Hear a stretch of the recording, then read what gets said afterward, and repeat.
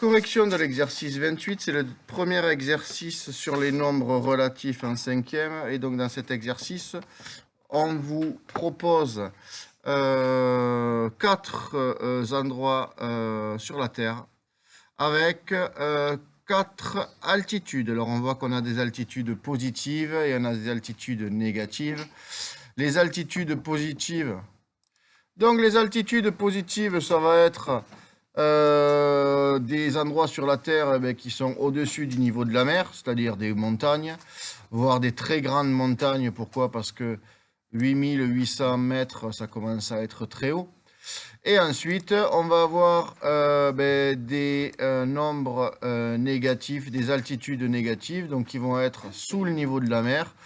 Donc forcément, ça va être des gouffres ou des fosses dans des océans.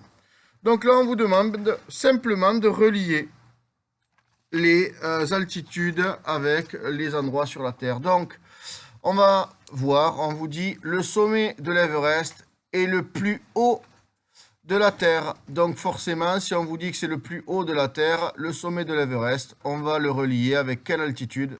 OC nous dit qu'on va relier ce sommet avec le plus haut de la Terre qui est 8000, donc l'altitude la plus haute, 8848. Donc hop, ces deux, on les relie.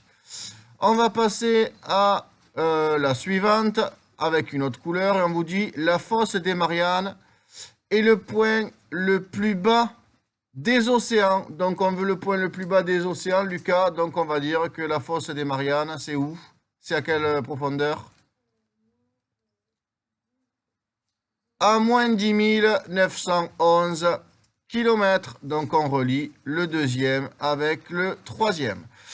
On passe maintenant donc à une autre couleur et on vous dit le gouffre de Mirolda, c'est en Haute-Savoie. Et on vous dit que c'est le plus profond de France. Donc Nina, on va relier le gouffre de Mirolda avec quelle profondeur? Moins 1733. Donc on relie lui avec le moins 1733. Et donc le village de Kiber en Inde, et on vous dit que lui c'est le lieu habité le plus élevé du monde. Forcément, c'est la dernière distance qui nous reste. C'est celle qui va à 4200 mètres. L'exercice est terminé.